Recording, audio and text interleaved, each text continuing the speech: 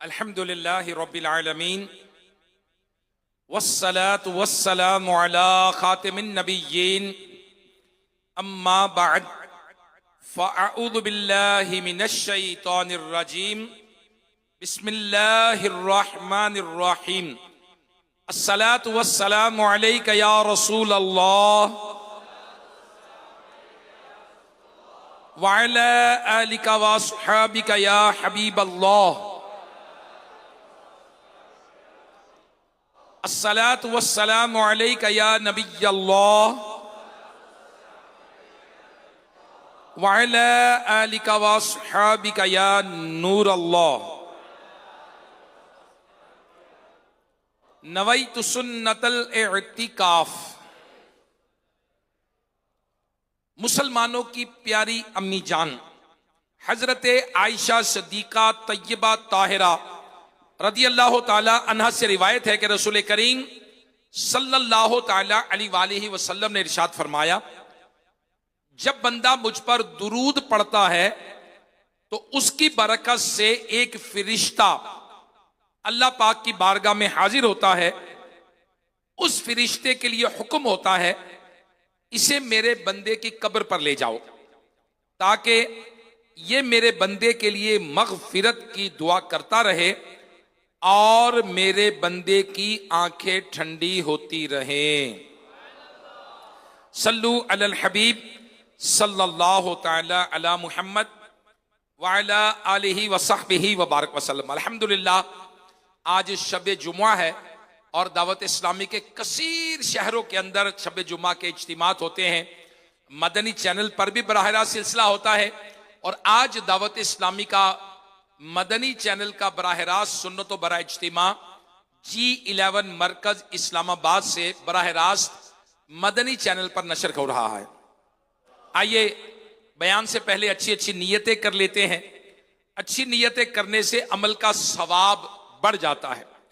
رضا الہی کے لیے بیان سنوں گا، بادب بیٹھوں گا، خوب توجہ کے ساتھ بیان سنوں گا اور جو سنوں گا اسے یاد رکھنے، خود عمل کرنے اور دوسروں تک پہنچانے کی کوشش کروں گا انشاءاللہ الکریم۔ صلو علی الحبیب صلی اللہ تعالی علی محمد وعلی آلہ وصحبہ وبارک وسلم۔ ایک مرتبہ کا ذکر ہے کہ اللہ کے سب سے آخری نبی محمد عربی صلی اللہ تعالی علیہ وآلہ وسلم کوہ صفا، کوہ کہتے پہاڑ کو، صفا کے پہاڑ کے قریب تشریف فرما تھے۔ اتنے میں دشمن اسلام ابو جہل ادھر کو آ نکلا۔ اس بدبخت نے رسول کریم صلی اللہ تعالی علیہ وسلم کی شان میں گستاخیاں شروع کر دیں اور معاذ اللہ گالیاں دینے لگا، استغفر اللہ من ذالک۔ رسول کریم صلی اللہ تعالی علیہ وآلہ وسلم آپ سرتا پا حلم ہے، حلم کا پیکر ہیں، آپ خاموش رہے اور ابو جہل کی بکواس سنتے رہے۔ جواب میں ایک لفظ بھی ارشاد نہیں فرمایا۔ ابو جہل خود ہی بک بک کر کے چپ ہو گیا اور چلا گیا۔ پیارے آقا مدینے والے مصطفیٰ صلی اللہ تعالی علیہ وآلہ وسلم بھی یہاں سے تشریف لے گئے۔ کچھ ہی دیر گزری تھی کہ آپ صلی اللہ تعالی علیہ وسلم کے پیارے چچا جان حضرت امیر حمزہ رضی اللہ تعالی عنہ جو اس وقت تک مسلمان نہیں ہوئے تھے، ان کا یہاں سے گزر ہوا۔ کس نے بتایا ہے حمزہ؟ ابو جہل نے آج تیرے بھتیجے کے ساتھ بدتمیزی کی ہے۔ یہ معاملہ سنتے ہی اب غصے میں آ گئے اور سیدھے ابو جہل کے پاس پہنچے اور جاتے ہی ڈائریکٹ اس کی پٹائی شروع کر دی۔ ابو جہل نے اپنی صفائی دیتے ہوئے کہا، اے حمزہ کیا تم نہیں دیکھتے کہ محمد کیسا دین لائے ہیں؟ حضرت امیر حمزہ رضی اللہ تعالیٰ عنہ اس وقت تک ایمان نہیں لائے تھے، مگر آپ کے دل و دماغ کے اندر اپنے بھتیجے کی محبت غالب تھی۔ آپ نے ابو جہل کی بات سن کر فرمایا، تم واقعی بد عقل ہو اور اپنے ہاتھوں کے بنائے ہوئے پتھروں کو خدا مانتے ہو۔ میں گواہی دیتا ہوں کہ اللہ پاک کے سوا کوئی معبود نہیں اور محمد اللہ کے سچے رسول ہیں صلی اللہ علیہ وآلہ وسلم۔ اسی وقت حضرت امیر حمزہ رضی اللہ تعالی عنہ کے دل پر چونکہ محبت مصطفیٰ غالب تھی، آپ نے کلمہ شہادت پڑھ لیا اور فرماتے ہیں کہ بعد میں مجھے اس بارے میں پریشانی ہوئی، میں نے ساری رات سوچ بچار میں گزاری، صبح کو حرم کعبہ میں حاضر ہوا، گر گڑا کر اللہ پاک کی بارگاہ میں دعا کی، یا اللہ پاک میرا سینہ کھول دے اور مجھ سے شک دور فرما دے۔ ابھی میری دعا پوری نہ ہوئی تھی کہ میرے دل سے شک دور ہو گیا اور دین اسلام پر پختہ یقین ہو گیا، اور پھر میں رسالت مآب صلی اللہ تعالی علیہ وسلم کی خدمت میں حاضر ہوا، اور آپ صلی اللہ علیہ وسلم کی خدمت میں حاضر ہو کر میں نے پوری صورتحال پیش کی، اور آپ صلی اللہ تعالی علیہ وسلم نے میرے حق میں دعا فرمائی۔ سبحان اللہ، شیر خدا، اسد اللہ، اسد الرسول، سید الشہداء، سبحان اللہ۔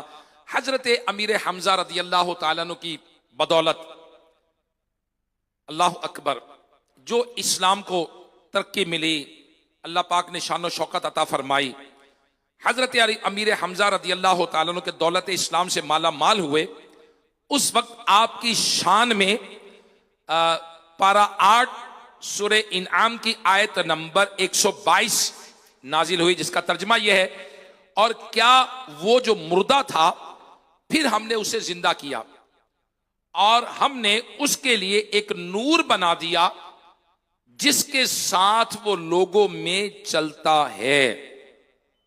سبحان اللہ۔ حضرت امیر حمزہ رضی اللہ تعالیٰ عنہ کا اسلام لانے کا واقعہ جو بھی ہم نے سنا، اس میں حلم مصطفیٰ، حلم، برداشت، ٹالرنس، صبر مصطفیٰ کی شان دیکھیے کہ بدبخت ابو جہل جو تھا، جاہلوں کا سردار تھا، بکواس کرتا رہا، مگر میرے آقا علیہ الصلوۃ والسلام نے ایک لفظ جواب نہیں دیا، اور اس حلم کی برکت یہ ظاہر ہوئی کہ حضرت امیر حمزہ رضی اللہ تعالیٰ عنہ کلمہ پڑھ کر مسلمان ہو گئے۔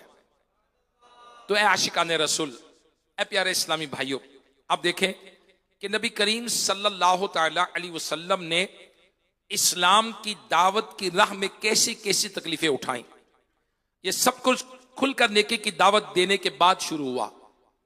اور جب بھی کبھی کسی داعی کو، کسی دعوت دینے والے کو، کسی اسلام کے پہنچانے والے کو جب کوئی تکلیف آئے، کوئی پریشانی آئے، کوئی گھبراہٹ آئے، تو مدنی آقا صلی اللہ تعالی علیہ وآلہ وسلم کو راہ تبلیغ میں آنے والی تکالیف کو یاد کرے اور پھر اللہ پاک کا شکر ادا کرے کہ اللہ پاک نے اس راہ میں سختیاں جھیلنے والی سنت کو ادا کرنے کا موقع عطا فرمایا، اس نے سعادت بخشی۔ سبحان اللہ۔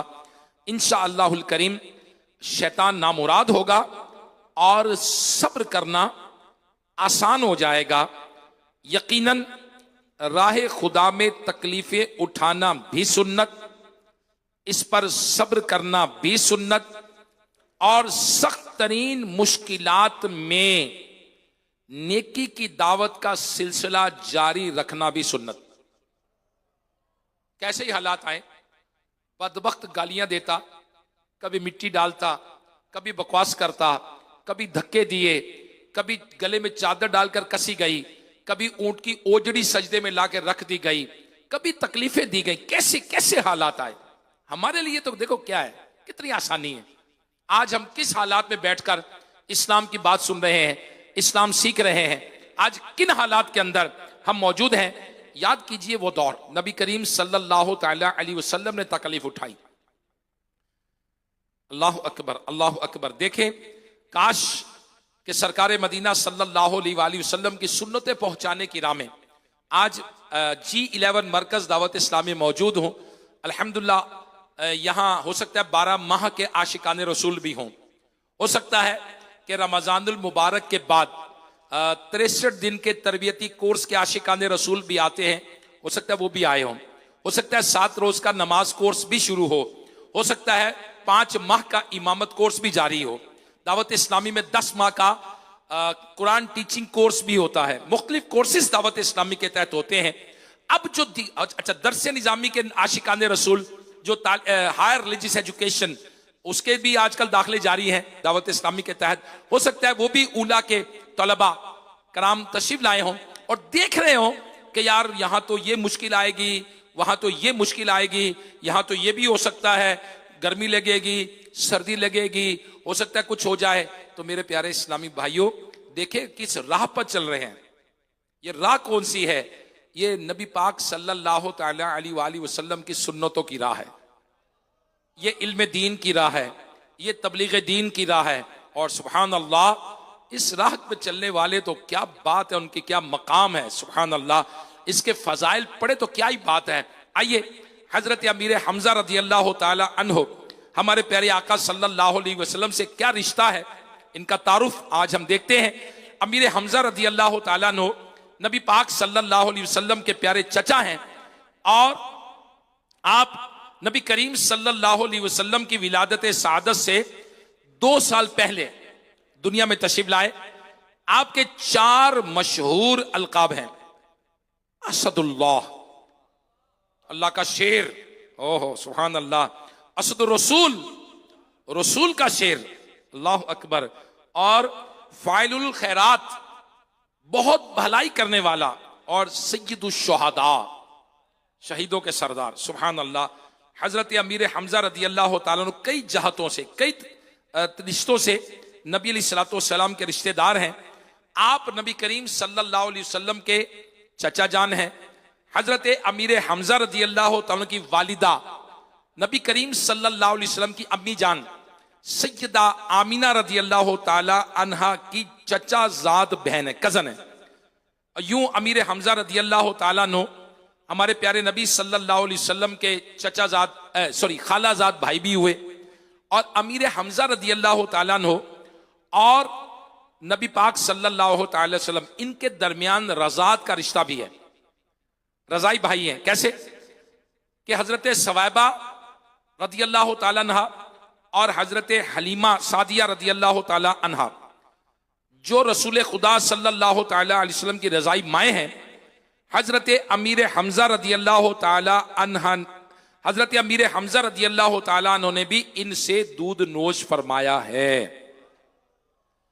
ایک بار پیارے آقا صلی اللہ تعالیٰ علیہ وآلہ وسلم سبحان اللہ کی بارگاہ میں ایک شخص حاضر ہوا اور عرض کیا، یا رسول اللہ صلی اللہ علیہ وسلم، ہمارے یہاں بیٹے کی ولادت ہوئی ہے، اس کا نام کیا رکھیں؟ اس کا نام کیا رکھیں؟ سبحان اللہ۔ رسول کریم صلی اللہ تعالی علیہ وآلہ وسلم نے فرمایا، مجھے اپنے چچا حمزہ بن عبد المطلب کا نام بہت پسند ہے، اپنے بچے کا نام یہی رکھو۔ سبحان اللہ، سبحان اللہ۔ اب نبی کریم صلی اللہ علیہ وسلم اپنے چچا سے کیسی محبت کرتے ہیں، ان کے نام سے بھی محبت کرتے ہیں، سبحان اللہ۔ اور اللہ پاک نے پارہ 20 سورہ قصص کی آیت نمبر 61 میں ارشاد فرمایا، تو وہ شخص جس نے ہم سے اچھا وعدہ کیا ہے، پھر وہ اس وعدے سے ملنے والا بھی ہے، کیا وہ اس شخص جیسا ہے جسے ہم نے صرف دنیاوی زندگی کا ساز و سامان فائدہ اٹھانے کو دیا ہو، پھر وہ قیامت کے دن گرفتار کر کے حاضر کیے جانے والوں میں سے ہو۔ اس آیت کریمہ میں بتایا گیا ہے کہ 2 شخص ہیں، ایک وہ جس کے ساتھ اللہ پاک نے جنت کا وعدہ فرمایا، وہ ضرور جنت میں پہنچ جائے گا، اور دوسرا وہ شخص جسے دنیاوی مال عطا کیا گیا، پھر قیامت کے دن اسے گرفتار کر کے لایا جائے گا۔ کیا دونوں برابر ہو سکتے ہیں؟ ہرگز نہیں۔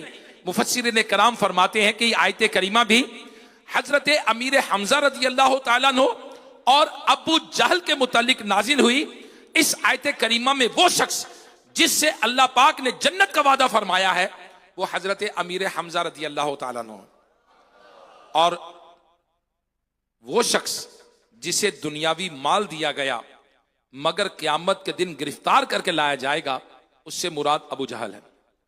اللہ اکبر۔ میرے پیارے اسلامی بھائیوں، اللہ کے آخری نبی محمد عربی صلی اللہ تعالی علیہ وآلہ وسلم نے فرمایا، اس ذات کی قسم جس کے قبضے میں میری جان ہے، بے شک 7ویں آسمان پر لکھا ہے کہ حضرت حمزہ بن عبد المطلب اللہ اور اس کے رسول کے شیر ہیں۔ سبحان اللہ، سبحان اللہ، سبحان اللہ، سبحان اللہ۔ حضرت عبداللہ ابن عباس رضی اللہ تعالیٰ عنہ سے روایت ہے کہ اللہ پاک کے آخری نبی محمد عربی صلی اللہ علیہ وآلہ وسلم نے فرمایا، رات میں جنت میں داخل ہوا تو دیکھا حمزہ اپنے دوستوں کے ساتھ موجود تھے۔ ایک روایت میں ہے کہ رات میں جنت میں داخل ہوا تو دیکھا حضرت جعفر طیار رضی اللہ تعالیٰ عنہ فرشتوں کے ساتھ ہوا میں اڑ رہے ہیں، جبکہ حضرت حمزہ رضی اللہ تعالیٰ عنہ تخت پر ٹیک لگائے ہوئے تھے۔ سبحان اللہ۔ میرے پیارے اسلامی بھائیوں، جو آج G11 مرکز میں دعوت اسلامی کے سنت و برے ہفتہ وار اجتماع اسلام آباد میں موجود ہیں، یا مدنی چینل کے عاشقان رسول، سوشل میڈیا کے عاشقان رسول، 15 شوال المکرم، جی ہاں شوال المکرم کا مہینہ ہے، اور 15 شوال المکرم سن 3 سن ہجری کو حق و باطل کا ایک عظیم مارکا ہوا جسے غزوہ احد کہا جاتا ہے۔ غزوہ احد میں حضرت امیر حمزہ رضی اللہ تعالیٰ عنہ بھی شریک تھے، بہت بہادری سے لڑے، آخر کار شہادت کے بلند رتبے پر فائز ہوئے، اور بوقت شہادت آپ کی عمر مبارک 57 سال تھی۔ سبحان اللہ۔ روایات میں ہے کہ سرکار مدینہ صلی اللہ تعالی علیہ وسلم، مکی مدنی آقا، جب غزوہ احد میں حضرت امیر حمزہ رضی اللہ تعالیٰ عنہ شہید ہو گئے تو آپ کے جسم اطہر کے پاس نبی علیہ الصلوۃ والسلام تشریف لائے اور کھڑے ہو کر فرمایا، یا حمزہ، اے حمزہ، یا عم رسول، اے رسول اللہ کے چچا، وہ اسد رسول وہ اسد اللہ و رسول، اسد رسول، اے اللہ اور رسول کے شیر، اللہ اکبر، اے حمزہ بھلائی میں آگے بڑھنے والے، اللہ اکبر، اے حمزہ رنج و غم کو دور کرنے والے، سبحان اللہ، اے حمزہ، اے رسول اللہ سے دشمنوں کو دور بگانے والے۔ نبی کریم صلی اللہ تعالی علیہ وسلم آپ کے جسم اطہر، لاش مبارک کے قریب کھڑے ہیں اور حضرت حمزہ رضی اللہ عنہ کی خصوصیات بیان کر رہے ہیں۔ سبحان اللہ، سبحان اللہ، سبحان اللہ۔ غزوہ احد میں شہید ہونے والے صحابہ کرام میں سب سے پہلے حضرت امیر حمزہ رضی اللہ تعالیٰ عنہ کی نماز جنازہ ادا کی گئی، پھر ایک ایک شہید کو لایا جاتا، حضرت امیر حمزہ رضی اللہ تعالیٰ عنہ کے قریب رکھ کر آپ کی نماز جنازہ ادا کی جاتی۔ بعض روایات میں ہے کہ 10 شہیدوں کی نماز جنازہ ادا کی گئی، اور ان 10 میں سے ہر بار امیر حمزہ رضی اللہ تعالیٰ عنہ شریک رہے۔ حضرت امیر حمزہ رضی اللہ تعالیٰ عنہ کو حضرت ابو بکر صدیق رضی اللہ تعالیٰ عنہ، حضرت عمر فاروق رضی اللہ تعالیٰ عنہ، اور حضرت علی المرتضیٰ شیر خدا رضی اللہ تعالیٰ عنہ نے قبر شریف میں اتارا۔ اللہ پاک کے آخری نبی رسول ہاشمی صلی اللہ علیہ وآلہ وسلم قبر کے کنارے تشریف فرما تھے۔ آپ صلی اللہ تعالی علیہ وسلم نے فرمایا کہ میں نے دیکھا کہ فرشتے حضرت حمزہ کو غسل دے رہے ہیں۔ سبحان اللہ۔ حضرت امیر حمزہ رضی اللہ تعالیٰ عنہ کا مزار مبارک مدینہ منورہ میں جبل احد کے قریب ہے۔ آپ کے مزار مبارک پر دعائیں قبول ہوتی ہیں، مرادیں سنی جاتی ہیں۔ الحمدللہ عاشقان رسول آپ کے مزار پر حاضری دیتے ہیں اور خوب دعائیں کرتے ہیں، اپنے من کی مرادیں پاتے ہیں۔ حضرت علامہ سمہودی رحمت اللہ تعالی علیہ لکھتے ہیں کہ حضرت امیر حمزہ رضی اللہ تعالیٰ کے مزار مبارک کی بابرکت مٹی یہ خاک شفا ہے، اور قدیم زمانے سے نیک لوگوں کا طریقہ رہا ہے کہ امیر حمزہ رضی اللہ تعالیٰ عنہ آپ کے مزار مبارک کی مٹی اٹھا کر لوگ لے جاتے اور بطور دوا استعمال کرتے۔ سبحان اللہ۔ الحمدللہ شیخ طریقت امیر اہل سنت دامت برکاتہم العالیہ کو دیکھا گیا ہے کہ آپ امیر حمزہ رضی اللہ تعالیٰ عنہ کے مزار مبارک کی مبارک خاک سلائی میں لگا کر آنکھوں میں سرما لگاتے ہیں۔ سبحان اللہ، سبحان اللہ۔ کیا شان ہے، کیا شان ہے سید الشہداء کی، کیا شان ہے نبی علیہ الصلوۃ والسلام کے پیارے چچا جان کی، کیا شان ہے سید الشہداء کی۔ سبحان اللہ۔ میرے پیارے اسلامی بھائیوں، حدیث پاک میں ہے کہ پیارے آقا صلی اللہ علیہ وسلم نے حضرت امیر حمزہ رضی اللہ تعالیٰ کو مخاطب کر کے اپنے 2 پیارے اور اعلیٰ اوصاف کا ذکر فرمایا۔ ان کے 2 اوصاف، اور وہ اوصاف کیا تھے؟ یا وصول الرحم، اے بہت صلہ رحمی کرنے والے، اور پھر یا فاعل الخیرات، اے بہت نیکیاں کرنے والے۔ میرے پیارے اسلامی بھائیوں، 2 اوصاف، 2 کوالٹیز کا ذکر کیا نبی پاک صلی اللہ تعالی علیہ وسلم نے اللہ پاک ہمیں بھی یہ وصف عطا فرمائے، یہ کوالٹیز عطا فرمائے، اور اللہ پاک ہمیں بھی اس پر عمل کرنے کی توفیق عطا فرمائے۔ آئیے اس کی کچھ بات کرتے ہیں جو نبی علیہ الصلوۃ والسلام نے سید الشہداء، سبحان اللہ، نبی علیہ الصلوۃ والسلام کے چچا کے دو وصف بیان کیے۔ پہلا تھا صلہ رحمی۔ کیا تھا؟ صلہ رحمی، یعنی رشتے داروں کے ساتھ نیک سلوک کرنا، اور لازم بھی ہے، ضروری بھی ہے۔ اللہ پاک نے قرآن مجید فرقان حمید میں پارہ 4 سورہ نساء کی آیت نمبر 1 میں ارشاد فرمایا، اور اللہ سے ڈرو جس کے نام پر ایک دوسرے سے مدد مانگتے ہو، اور رشتوں کو توڑنے سے بچو۔ تفسیر مظہری میں ہے کہ تم قطع رحمی یعنی رشتہ داروں سے تعلق توڑنے سے بچو۔ پتہ چلا کہ رشتہ داری کے معاملے میں ہمیشہ اس بات کا خوف دل میں رکھنا چاہیے کہ کہیں کسی رشتہ دار کو میری وجہ سے تکلیف نہ پہنچے، کہیں کوئی ایسا کام نہ کر بیٹھوں جو رشتہ ٹوٹنے کا سبب بن رہا ہو۔ میرے پیارے اسلامی بھائیوں، اے عاشقان رسول، غور کیجئے کہ افسوس آج جیسے خوف خدا معاذ اللہ دلوں میں ختم ہوتا چلا جا رہا ہے، یوں ہی رشتوں کی محبت اور فکر بھی دم توڑتی نظر آتی ہے۔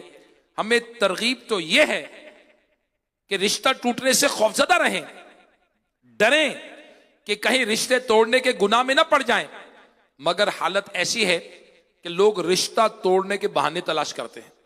جی ہاں، شادی بیاہ کا موقع ہو تو رشتہ داروں میں غمی خوشی کا کوئی معاملہ ہو تو بہانے ڈھونڈے جاتے ہیں، تلاش کیا جاتا ہے کہ کس بنیاد پر جھگڑا کریں۔ کچھ ایسا ہو کہ میں روٹھوں اور سب مجھے منانے آئیں، استغفر اللہ، ایسا خاندانوں میں ہوا کرتا ہے، یہ بری بات ہے۔ اللہ پاک قرآن مجید فرقان حمید میں ارشاد فرماتا ہے، پارہ 13 سورہ رعد کی آیت نمبر 25، اور جسے جوڑنے کا اللہ نے حکم دیا اسے کاٹتے ہیں اور زمین میں فساد پھیلاتے ہیں، ان کے لیے لعنت ہی ہے اور ان کے لیے برا گھر ہے۔ پتہ یہ چلا کہ رشتہ کاٹنے والے پر اللہ کی لعنت برستی ہے۔ استغفر اللہ، استغفر اللہ، استغفر اللہ، استغفر اللہ۔ حضرت ابو ہریرہ رضی اللہ تعالیٰ عنہ ایک مرتبہ رسول کریم صلی اللہ علیہ وسلم کی احادیث مبارکہ بیان فرما رہے تھے۔ اسی دوران فرمایا کہ ہر رشتہ داری کاٹنے والا ہماری محفل سے اٹھ جائے، جس کا جو رشتہ داروں سے تعلقات نہیں ہے اٹھ جائے یہاں سے۔ ایک نوجوان اٹھ کر اپنی پھوپھی کی یہاں گیا جس سے اس کا کئی سال سے پرانا جھگڑا تھا۔ جب دونوں ایک دوسرے سے راضی ہو گئے، اس نوجوان سے پھوپھی نے کہا کہ تم جاؤ اور اس کا سبب پوچھو، اس کی وجہ پوچھو کہ آخر ایسا کیوں ہے کہ ابو ہریرہ رضی اللہ تعالیٰ اعلان کیا کہ جو رشتہ کاٹتا ہے وہ یہاں سے اٹھ جائے، اس کی وجہ کیا ہے؟ اللہ اکبر۔ نوجوان نے حاضر ہو کر جب پوچھا تو حضرت ابو ہریرہ رضی اللہ تعالیٰ عنہ نے فرمایا، میں نے آقائے دو جہاں صلی اللہ تعالیٰ علیہ وآلہ وسلم کو یہ فرماتے ہوئے سنا ہے کہ جس قوم میں رشتہ داری توڑنے والا ہو اس قوم پر اللہ کی رحمت کی نزول نہیں ہوتا، اس قوم پر اللہ کی رحمت نازل نہیں ہوتی۔ اللہ اکبر۔ غور کیجئے، صحابی رسول لوگوں میں تشریف فرما ہے اور بیان کیا کر رہے ہیں؟ نبی علیہ الصلوۃ والسلام کی مبارک حدیثیں۔ اب بتائیے، جو لوگ حدیث سننے کے لیے بیٹھے ہیں، صحابی رسول بیان کر رہے ہیں، اب وہاں رحمتیں نہیں نازل ہوں گی تو کہاں نازل ہوں گی؟ مگر صحابی رسول کو یہ خطرہ ہوا کہ کہیں اس محفل میں کوئی رشتہ توڑنے والا ہو اور ہم اس کے سبب رحمت سے محروم نہ ہو جائیں۔ اللہ اکبر۔ یہ ہے رشتہ داری کو توڑنا، یہ ہے قطع رحمی کرنا۔ اللہ اکبر۔ غور فرمائیے کہ اگر کوئی رشتہ داری کو توڑنے والا، رشتہ داروں کو ناراض کرنے والا اگر ہمارے گھر میں ہو تو پھر کیا ہو، ہماری گلی میں ہو تو پھر کیا بنے، ہمارے محلے میں رہتا ہو تو پھر بتائیے برکتیں کیسے نازل ہوں گی؟ تو میرے پیارے اسلامی بھائیوں، جو خود قاطع رحم ہے، جو خود رشتہ داروں کو توڑنے والا ہے، اس پر رحمت برے کلام قرآن مجید اس کے سینے میں کیسے، اس کے دل میں کیسے سمائے گا؟ اللہ اکبر. تو آج ہمیں سچے دل سے توبہ کرنی ہے کہ انشاءاللہ الکریم اپنے رشتہ داروں سے قطع تعلق نہیں کریں گے، تعلقات بنا کے رکھیں گے. اب کوئی کہتا ہے جی انہوں نے زیادتی کی. بھئی انہوں نے زیادتی کی نا، ان کا میٹر ان کے ساتھ، ہمیں کیا حکم ہے؟ صلہ رحمی کرنی. ہمارے اینڈ سے کیا ہونا چاہیے؟ ہمارے اینڈ سے تو ہم نے صلح کرنی، ہم نے اچھا کام کرنا ہے. اچھا، ہم نے ان کے ایٹیٹیوڈ کو دیکھ کر صلح نہیں کرنی، ہم نے تو اللہ کے حکم کو دیکھنا ہے، ہم نے تو رسول اللہ کے حکم کو دیکھنا ہے صلی اللہ علیہ وسلم. ہم نے تو ان کے ایٹیٹیوڈ کو دیکھنا ہی نہیں ہے. کبھی یہ تو ہے ہی نہیں کہ وہ اگر اچھا سلوک کرے تو تم بھی اچھا سلوک کرو، وہ برا سلوک کرے تو تم بھی برا سلوک کرو. یہ تو کہیں بھی نہیں لکھا. یہ لکھا کہ تم نہ کاٹو، تم اچھا سلوک کرو، تم اچھا کرو. سبحان اللہ. حدیث پاک میں ہے ہر جمعہ کی رات بندوں کے اعمال اللہ کی بارگاہ میں پیش ہوتے ہیں، مگر اللہ پاک قطع رحمی کرنے والے کو اعمال کو قبول نہیں فرماتا.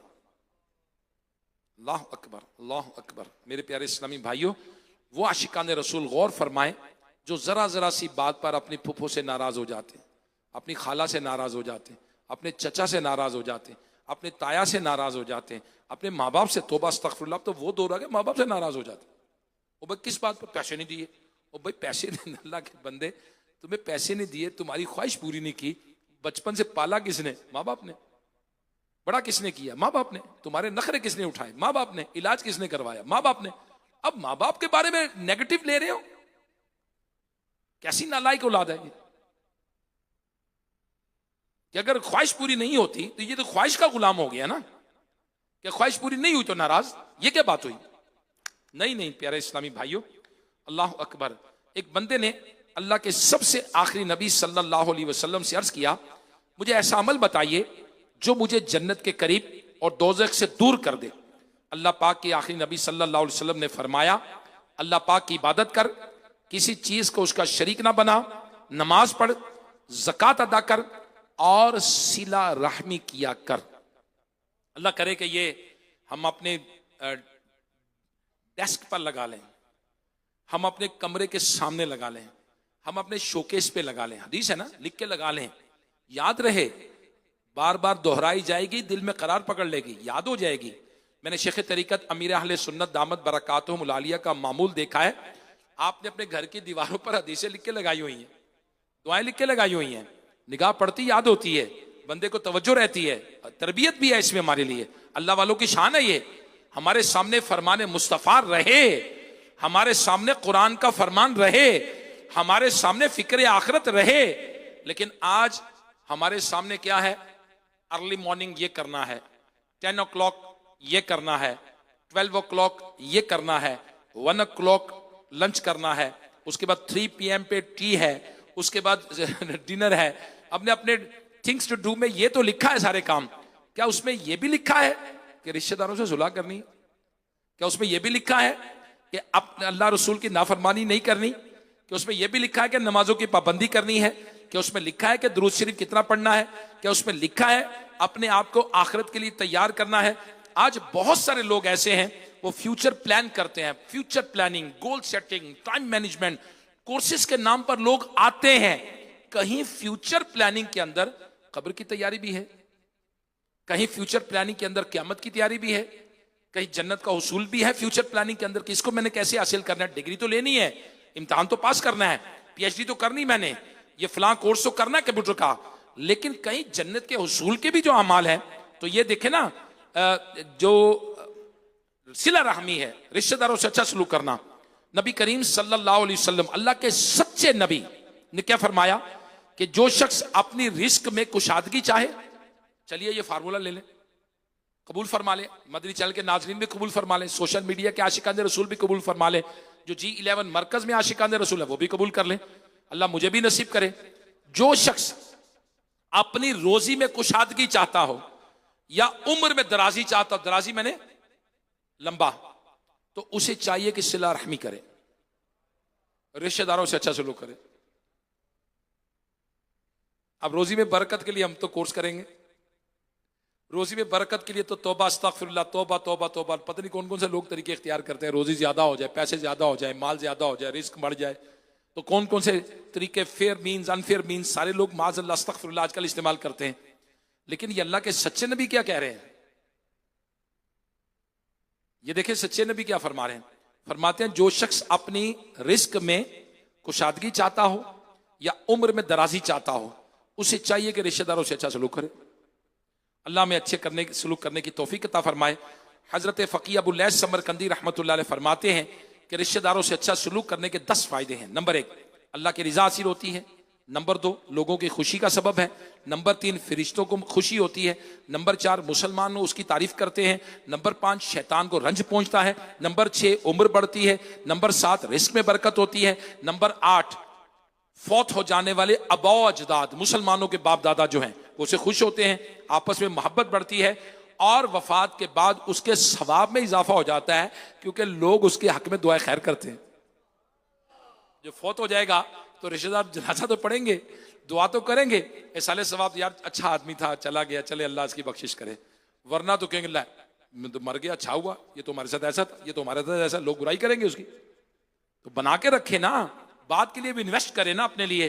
تو میرے پیارے اسلامی بھائیوں, عکاش کے صلہ رحمی کے لیے تھوڑا مطالعہ کریں, تھوڑا سیکھیں. ابھی بھی ہو سکتا ہے بیان سے پورا ذہن نہ بنے تو ٹھیک ہے, ہاتھوں ہاتھ پھوپھی سے صلح کر لی, رسالہ لے لیں مکتبے سے, دعوت اسلامی کی ویب سائٹ پہ جا کے ڈاؤن لوڈ کر لیں, ہاتھوں ہاتھ پھوپھی سے صلح کر لی, یہ لے لیں, اس کو پڑھیں. اور میرے پیارے اسلامی بھائیوں, دوسری جو فرمایا نیکیوں کے حریص, اللہ اکبر, اللہ کے آخری نبی صلی اللہ تعالی علیہ وآلہ وسلم نے فرمایا اس پر حرص کرو جو تمہیں نفع دے اور اللہ سے مدد مانگو اور عاجز نہ ہو جاؤ. بڑا زبردست ٹاپک ہے, اگر آپ توجہ کے ساتھ پک کر لیں گے. سیکھنا ایک بار ہوتا ہے, عمل ساری زندگی ہوتا ہے. علم کا فائدہ تو دیکھیں نا ذرا, ایک بار سیکھنا ہے, بار بار نہیں سیکھنا, ایک بار سیکھنا ہے, عمل ساری زندگی کرنا ہے. تو ٹائم بڑا قیمتی ہے, اس کے اندر جب بھی کبھی دعوت اسلامی کے سنتوں پر اجتماع میں آئے, جب بھی کبھی مدنی چینل پر بیٹھیں تو بڑی توجہ کے ساتھ, بڑی کانشیس مطلب بڑی توجہ کے ساتھ ہم نے سننا ہے کہ کیا ہو رہا ہے, کیا کہہ رہے ہیں, میں نے کیا اڈاپٹ کرنا ہے, کیا بات ہو رہی ہے. جی ہاں, اور مشہور مفسر مفتی احمد یار خان رحمت اللہ علیہ اس حدیث کے تحت فرماتے ہیں خیال رہے کہ دنیاوی چیزوں میں قناعت اور صبر اچھا ہے مگر آخرت کی چیزوں میں حرص اور بے صبری اعلیٰ ہے. دین کے کسی درجے پر پہنچ کر قناعت نہ کر لو, آگے بڑھنے کی کوشش کرو. اللہ پاک ہمیں نیکیوں کا حریص بنائے, آمین. پیارے اسلامی بھائیوں, نیکیوں میں جلدی کرنا, نیکیوں میں جلدی کرنا یہ نبیوں کا طریقہ ہے, انبیاء کا طریقہ ہے. 17 پارہ سورہ انبیاء آیت نمبر 90, اللہ پاک ارشاد فرماتا ہے بے شک وہ نیکیوں میں جلدی کرتے تھے. یعنی انبیاء کرام کا انداز مبارک تھا کہ نیک کاموں میں بہت جلدی کیا کرتے تھے. صحابی رسول حضرت عقبہ بن حارث رضی اللہ تعالیٰ فرماتے ہیں ایک بار میں نے عصر کی نماز مسجد نبوی شریف میں پیارے آقا صلی اللہ علیہ وسلم کے پیچھے ادا کی. آپ صلی اللہ تعالی علیہ وسلم نے جو ہی سلام پھیرا فوراً کھڑے ہو گئے اور تیز تیز قدموں کے ساتھ گھر تشریف لے گئے. یہ خلاف معمول انداز دے کر صحابہ کرام گھبرا گئے.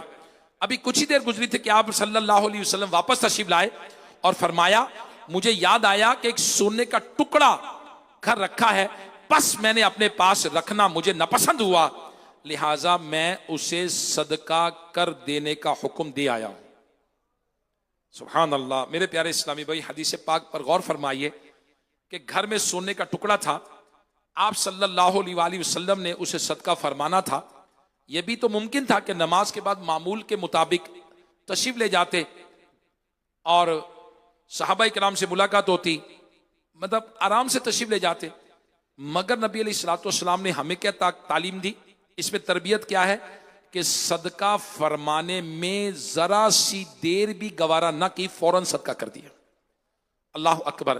میرے پیارے آقا صلی اللہ علیہ وسلم تو سراپا نیکی ہیں, وہاں تو نیکی کے سوا کسی اور کام کا تصور بھی نہیں ہو سکتا, بلکہ آپ صلی اللہ علیہ وسلم تو ہیں ہی, آپ کی اداؤں کو اپنانا افضل نیکی ہے. اس کے باوجود آپ صلی اللہ علیہ وسلم نے صدقہ کرنے میں جلدی فرمائی, تو پتہ یہ چلا کہ نیکیوں میں جلدی کرنا یہ پیارے آقا صلی اللہ علیہ وآلہ وسلم کا مبارک طریقہ ہے.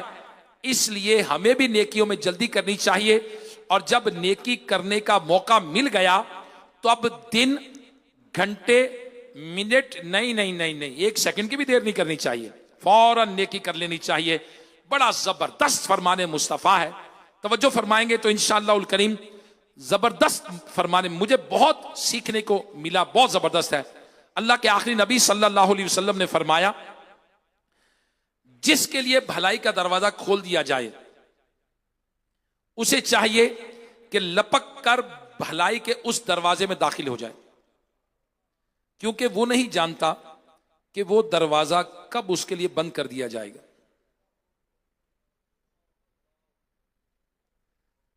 دوبارہ پھر عرض کرتا ہوں، اللہ کے آخری نبی صلی اللہ تعالی علیہ وآلہ وسلم کا فرمان، کیا فرمان ہے؟ جس کے لیے بھلائی کا دروازہ کھول دیا جائے اسے چاہیے کہ لپک کر بھلائی کے اس دروازے میں داخل ہو جائے، کیونکہ وہ نہیں جانتا کہ یہ دروازہ کب اس کے لیے بند ہو جائے۔ اللہ اکبر۔ میرے پیارے اسلامی بھائیوں، ابھی ہم زندہ ہیں، یہ بھلائی کا دروازہ ہی ہے کہ زندہ ہے، سانسیں چل رہی ہیں، یہ بھی بھلائی کا دروازہ ہے۔ ہمیں نیکی کی دعوت دی گئی، یہ بھی بھلائی کا دروازہ ہے۔ دل میں نیکی کا خیال آتا ہے، یہ بھی بھلائی کا دروازہ ہے۔ ہمیں چاہیے کہ لپک کر داخل ہو جائیں، فوراً سے پہلے نیکی کر لیں۔ کچھ دن بعد کریں گے، کچھ دیر کریں گے، کل کر لیں گے، پرسوں کر لیں گے، کیا خبر کہ توفیق چھن جائے، نیکی کرنے کا موقع چلا جائے، پھر ہم نہ کر سکیں۔ تو میرے پیارے پیارے اسلامی بھائیوں، افسوس کی بات ہے کہ آج دنیا کے معاملات میں لوگ چستی کرتے ہیں، فوراً کرتے ہیں، کھانے میں لیٹ نہیں کرتے، وہ کھانے کا ٹائم ہو گیا جی، فوراً، اچھا اس کے بعد اگر اس کے نماز پڑھ لیں، اچھا کل سے شروع کر لیں گے، اچھا جمعے کو پڑھیں گے، اچھا رمضان سے کریں گے۔ پیسے کمانے کی باری آتی ہے، نہیں بھائی ابھی چلیں، صبح صبح جلدی پہنچ جائیں گے، اور اگر باہر کے ملک کا ویزا ملتا ہو تو فوری طور پہ اڈاپٹ کرنے، فوری طریقے اختیار کریں گے کیسے جانا ہے، پیسے کیسے کمانے ہیں۔ لیکن جب نیکی کی باری آئے گی، اور بدقسمتی کی بات ہے کہ نوافل کیا پڑھنے ہیں، لوگ فرض نماز نہیں پڑھتے۔ رمضان کے بعد دیکھیں کیسی کیسی کیسی مطلب استغفر اللہ، کیسی ایسے جیسے پتہ نہیں کیا ہو گیا مسجدوں میں، کیا ہو گیا۔ شیخ طریقت امیر اہل سنت دامت برکاتہم العالیہ، اللہ کے نیک بندے ایسے نہیں روتے رمضان میں کہ رمضان جا رہا ہے، اس کے ان کو پتہ ہے کہ مسجدوں کی باہر چلی گئی۔ اب وہ جو نمازی آتے تھے رونے کے لیے عاشقان رسول، یا اللہ بخش دے، یا اللہ جنت دے دے، یا اللہ جہنم سے آزادی دے دے، وہ پتہ نہیں کدھر چلے، کدھر مست ہیں وہ سارے۔ اعتکاف کے عاشقان رسول کہاں گئے؟ شیطان آزاد ہو جاتا۔ تو میرے پیارے اسلامی بھائیوں، اللہ نے موقع دیا ہے، تو میں اعتکاف کے عاشقان رسول سے بھی عرض کروں گا، آ جائیں اللہ کے گھر میں، کورس کر لیں 63 دن کا، موقع ملا ہے نا، 63 دن اعلان ہوا تھا، آ جائیں اعتکاف کریں، 63 دن کا کورس کر لیں۔ اور جو عاشقان رسول یہ درس نظامی میں اولا میں آئے، پہلے سال میں فرسٹ ایئر میں داخلے کے لیے آ جائیں، آپ بھی آ جائیں، نیکی کا موقع ملا ہے پکڑ لیں، لپک کر آ جائیں، بھلائی کا موقع مل رہا ہے لپک کر آ جائیں، علم دین حاصل کریں۔ یہ کل کریں گے، پرسوں کریں گے، آئندہ کریں گے، یہ شیطان کا بہت بڑا یہ ہتھیار ہے۔ اور جہنمیوں کی پکار کیا ہے، سنیے گا سنیے گا۔ حضرت عبداللہ ابن مبارک رحمت اللہ علیہ فرماتے ہیں، مجھے یہ خبر پہنچی ہے کہ اکثر جہنمیوں کے پکار یہ ہوگی، تف ہے ان قریب پر، تف ہے ان قریب پر۔ اللہ اکبر۔ مطلب یہ کہ ہم دنیا میں یہ کہا کرتے تھے کہ کل کر لوں گا، کل کر لوں گا، جو یہ انداز ہے اس پر تف ہے، اسی نے ہمیں نیک اعمال سے دور کر دی۔ میرے پیارے اسلامی بھائیوں، کتنی عبرت کی بات ہے کہ جہنمیوں کی ایک تعداد ہوگی جو دنیا میں کل کل کرتے تھے، کل کر لوں گا، پھر کر لوں گا، آئندہ کر لوں گا، اور آج نیکیوں پر کمر بستہ نہیں ہوئے۔ افسوس کہ آج میجورٹی کا ہمارا یہی حال ہے۔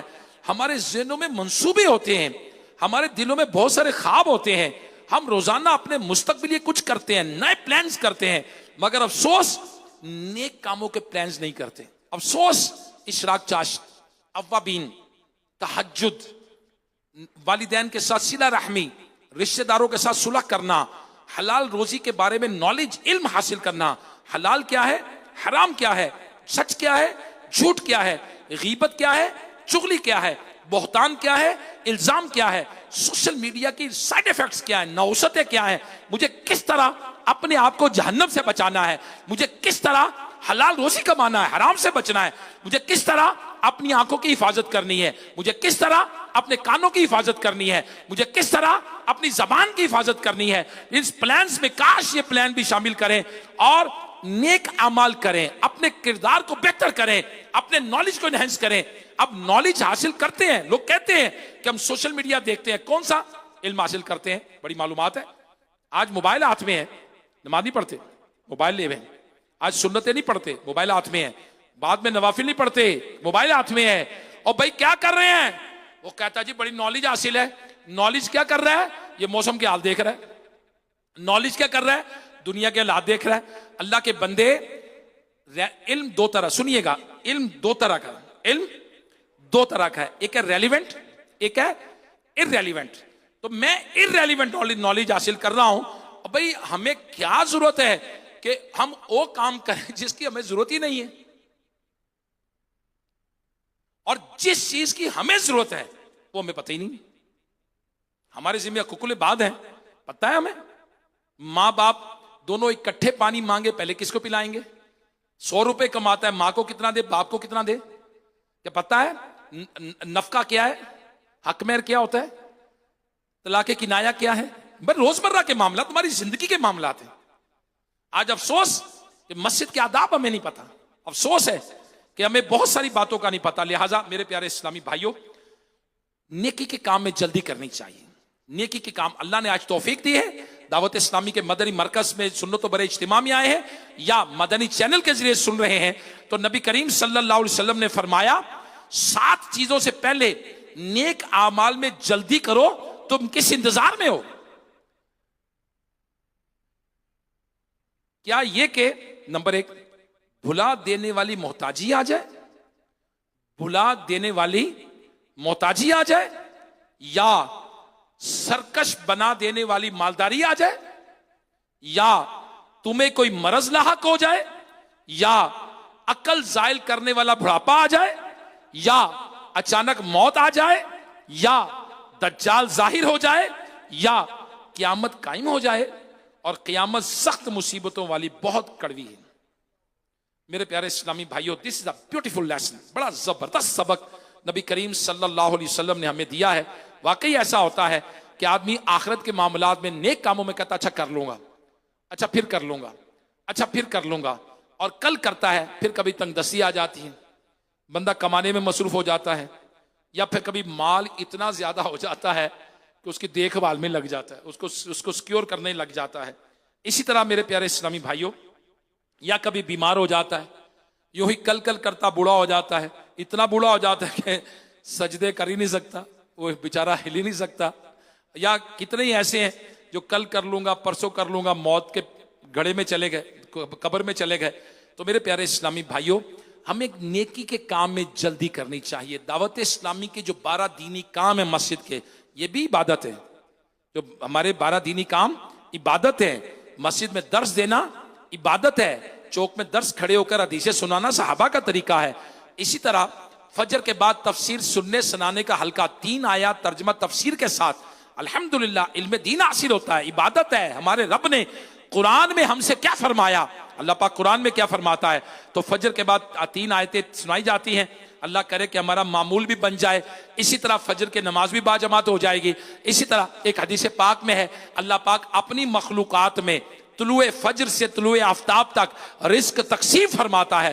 برکت والا ٹائم ہے. اور سبحان اللہ، جو فجر کے بعد اپنی جگہ بیٹھا رہے، سورج طلوع ہونے پر 2 رکعت پڑھ کر اٹھے، اسے ایک حج عمرے کا ثواب ملتا ہے. کتنی بڑی بڑی نیکیاں کمانے کا ماحول دعوت اسلامی کے ماحول میں الحمدللہ ہمیں ترغیب دلائی جاتی ہے، ہمیں موٹیویٹ کیا جاتا ہے. اللہ کرے کہ نیکی کرنے میں جلدی کرے. اور دعوت اسلامی کے الحمدللہ دینی ماحول میں ہمیں پیارے آقا مدینے والے مصطفیٰ صلی اللہ علیہ وسلم کی سنتیں آپ نے IT ڈپارٹمنٹ کے ذریعے بھی الحمدللہ ہم حاصل کر سکتے ہیں، علم دین حاصل کر سکتے ہیں، موبائل اپلیکیشنز کے ذریعے بھی لے سکتے ہیں. دعوت اسلامی کے ہفتہ وار اجتماعات ہیں، ایونٹس ہیں، امیر علیہ سنت کے مدنی مذاکرے ہیں، اور اسلام فار ایور آپ ڈاؤن لوڈ کر لیں پلے اسٹور پہ جا کر، اور کنٹینٹ لیں وداؤٹ ایڈورٹیزمنٹ، لیں فائدہ. سوشل میڈیا ہے نا، آپ کا موبائل ٹھیک ہے، موبائل ہاتھ میں ہے تو ٹھیک ہے، علم دین حاصل کریں، مدنی مذاکرہ حاصل کریں. یاد رکھیے گا if you want to become a good speaker you should be a good listener. اگر آپ اچھا اسپیکر بننا چاہتے ہیں، اچھا بولنا چاہتے ہیں تو اچھا سننے والے بھی تو بنے. اب سنی باتیں کن کی سن رہے ہیں؟ گلوکاروں کی، وہ پتہ نہیں گناہوں بھرے چینلز اور گناہوں بھری باتیں. تو منہ سے کیا نکلے گا؟ جو سن رہے ہیں وہ نکلے گا. تو اگر سنیں گے قرآن کی تلاوت، سنیں گے نعتیں، سنیں گے قرآن کی تفسیر، سنیں گے مفتی قاسم صاحب کے بیانات، سنیں گے نگران شورا کے بیانات، سنیں گے امیر علیہ سنت کے مدنی مذاکرے، سنیں گے دعوت اسلامی کے مبلغین کی باتیں، سنیں گے دارالافتاء اہل سنت کے مسائل، تو منہ سے کیا نکلے گا؟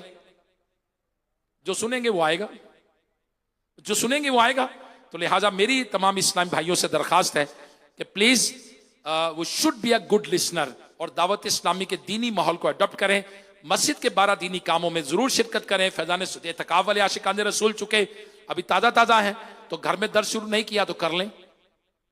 جو بچیاں گھر میں ان سے درس کروائیں، جو گھر کی خواتین ہیں ان کو بولیں کہ درس دیں، اسلامی بھائی درس دیں گھروں کے اندر، برکت ہوگی. جی ہاں، قرآن کی تعلیم ہوتی ہے، مدرسۃ المدینہ بالغان کے ذریعے قرآن کی تعلیم حاصل کریں. حدیث پاک میں آتا ہے جس گھر میں قرآن پڑھا جاتا ہے اس گھر میں خیر کثیر ہو جاتی ہے، برکت زیادہ ہو جاتی ہے، فرشتے آ جاتے ہیں، شیاطین چلے جاتے ہیں، اور وہ گھر رہنے والوں کے لیے کشادہ ہو جاتا ہے. اور جس گھر میں تلاوت قرآن نہیں ہوتی اس میں خیر و برکت کم ہو جاتی ہے، اس میں شیاطین آ جاتے ہیں، فرشتے چلے جاتے ہیں، اور وہ گھر رہنے والوں کے لیے تنگ ہو جاتا ہے. تو قرآن کی تلاوت ہو، دعوت اسلامی کا دینی ماحول ہے. الحمدللہ اللہ پاک ہمیں پیارے آقا مدینے والے مصطفیٰ صلی اللہ تعالی علیہ وآلہ وسلم کی سنتوں پر اللہ پاک ہمیں عمل کرنے کی توفیق عطا فرمائے. صلو علی الحبیب صلی اللہ تعالی علی محمد. الحمدللہ آئیے چند اعلانات ہیں میں آپ کی خدمت میں پیش کرتا ہوں. میں نے پہلے ہی عرض کیا ریلیونٹ نالج اور ارریلیونٹ نالج، متعلقہ اور غیر متعلقہ نالج دو طرح کا ہے. میرے شیخ طریقت امیر اہل سنت دامت برکاتہم العالیہ موسٹ ریلیونٹ نالج کے بارے میں ہمیں آگاہی دیتے ہیں. ہر ہفتے مدنی مذاکرہ ہوتا ہے اور الحمدللہ شیخ طریقت امیر اہل سنت خود تربیت فرماتے ہیں. انشاءاللہ الکریم اس ہفتے کو بھی مدنی مذاکرہ ہوگا، آپ بھی شرکت کریں، دوسروں کو بھی دعوت دیں. انشاءاللہ الکریم مدنی مذاکرہ کم و بیش رات 9:15 بجے، غالباً رات 9:15 پر انشاءاللہ مدنی مذاکرہ ہوگا. عاشقان رسول مدنی چینل والے بھی یہاں بھی جو ہیں عاشقان رسول اس میں ضرور شرکت فرمائیں. پھر عرض کروں گا if you want to become a good speaker you should be a good listener. امیر علیہ سنت گڈ لسنر بنانے کے لیے ہفتہ وار رسالہ بھی عطا فرماتے ہیں، گڈ ریڈر بنانے کے لیے بھی رسالہ عطا فرماتے، پڑھنے اور سننے کے لیے. if you want to become a good writer، یہاں جامعۃ المدینہ کے طلبہ بھی کرام نظر آ رہے ہیں تو بعض رائٹر بھی بنتے ہیں. if you want to become a good writer you should be a good reader. اور لسنر اسپیکر بننا ہے تو لسنر بنے. تو آڈیو بک بھی ہے، ہر ہفتے سننے کا رسالہ بھی ہے. تو دعوت اسلامی کے read and listen Islamic book Play Store پہ جائیں اور وہاں جا کر ڈاؤن لوڈ کریں. اور الحمدللہ دعوت اسلامی کے تحت ہفتہ وار رسالہ ہے. اس دفعہ شیخ طریقت امیر علیہ سنت نے جو ریکمینڈ ہوا ہے ہمارے لیے رسالہ وہ ہے طلبہ کرام کے بارے میں 18 سوال جواب. اسٹوڈنٹس، اب اسٹوڈنٹس تو سارے ہی ہیں، کیا 70 سال کا شخص جو ہے وہ اسٹوڈنٹ نہیں ہو سکتا؟ نہیں سیکھتا. اور بھائی جب بندے نے سیکھنا شروع کیا جبھی تو ڈاؤن فال شروع ہوا ہے. تو سیکھتا رہے بندہ. حدیث پاک ہے کہ مرتے وقت بھی ایک صحابی کا انتقال کا وقت آیا، میرے آقا علیہ الصلوۃ والسلام سے پوچھا کیا کام کروں؟ میرے آقا علیہ الصلوۃ والسلام نے فرمایا علم حاصل کرنے میں لگ جاؤ. وہ علم حاصل کرنا شروع کیا، وہ یہاں تک انتقال ہو گیا. جس صحابی نے یہ حدیث روایت کی وہ یہ کہتے ہیں کہ اگر علم حاصل کرنے سے افضل کوئی عبادت ہوتی نبی علیہ الصلوۃ والسلام اس وقت وہ فرماتے. تو 70 سال کا بھی ہو تو طالب علم ہی ہونا چاہیے، 50 سال کا بھی طالب علم ہی ہونا چاہیے. تو جو بھی ہو تو یہ ریڈ اینڈ لسن اسلامی بکس ہیں.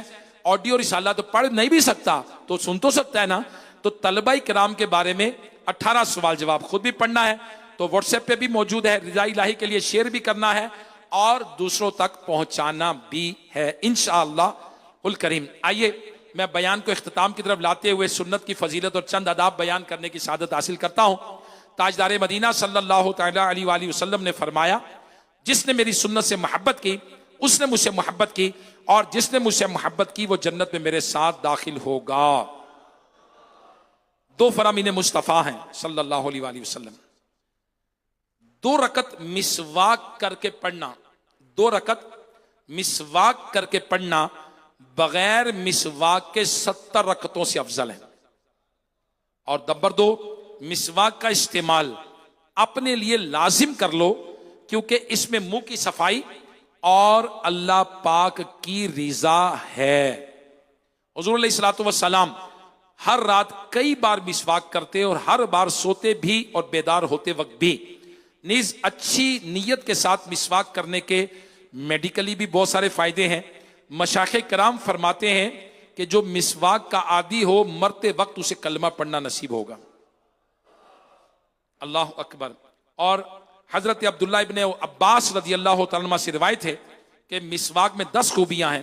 نمبر 1، منہ صاف کرتی، مسوڑوں کو مضبوط بناتی، نظر تیز کرتی، بلغم دور کرتی، منہ کی بدبو ختم کرتی، اور سنت کے موافق ہے. مسواک کرنے والے سے فرشتے خوش ہوتے ہیں، مسواک کرنے سے رب راضی ہوتا ہے، مسواک نیکی بڑھاتی ہے اور معدے کو درست کرتی ہے. میرے پیارے اسلامی بھائیوں، جب بھی مسواک کریں تو 3 انگلیاں اس کے اوپر، چھوٹی انگلی نیچے، انگوٹھا اس طرف، اور ایسے مسواک استعمال کرنی چاہیے. جب کبھی مسواک ناقابل استعمال ہو جائے، چھوٹی ہو جائے، استعمال کرنے کے قابل نہ رہی، تو اب اسے پھینکیے نہیں. اس سے تو سنت ادا کی ہم نے، اس مسواک میں تو نبی کی یاد ہے، تو پھینک تھوڑی دیں گے. نہیں، اسے ادب سے رکھ دیں، زمین میں دبا دیں، کہیں دفن کر دیں. اور روزے کی حالت میں مسواک کرنا بھی سنت ہے. ہاں، یہ ضرور کہنا کہ چبانے میں ریشے گلے میں چلے جائیں یا مزہ محسوس ہو، ایسی مسواک نہیں کرنی چاہیے. اللہ پاک ہمیں سنتوں پہ عمل کرنے کی توفیق عطا فرمائے. آمین بجاہ النبی الامین صلی اللہ تعالی علیہ وآلہ وسلم. صلو علی الحبیب صلی اللہ تعالی علی محمد. آئیے شیخ طریقت امیر اہل سنت دامت برکاتہم العالیہ جو ہفتہ وار مطالعہ رسالہ کی دعا عطا فرماتے ہیں، آئیے سنتے ہیں دعائے عطار. رب العالمین والصلاة والسلام علی خاتم النبیین. یا اللہ کریم، جو کوئی 17 صفحات کا رسالہ امیر اہل سنت سے طلبہ کے بارے میں 18 سوال جواب پڑھ یا سن لے، اسے علم دین. الحمدللہ رب العالمین والصلاة والسلام علی خاتم النبیین.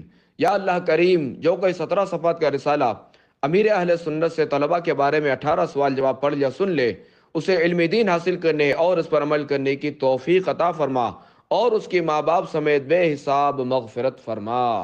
آمین بجاہ خاتم النبیین صلی اللہ. آئیے درود پاک پڑھتے ہیں. دعوت اسلامی کے ہفتہ وار اجتماع میں ہمیں جو برکتیں ملتی ہیں، ان ساری برکات میں ایک برکت یہ بھی ہے کہ الحمدللہ دعوت اسلامی کے اجتماع میں درود پاک بھی پڑھائے جاتے ہیں. سب سے پہلے جو درود ہے، یہ بزرگوں نے فرمایا کہ جو شخص ہر شب جمعہ، یعنی جمعہ اور جمعرات کی درمیانی شب، یہ درود پاک پابندی سے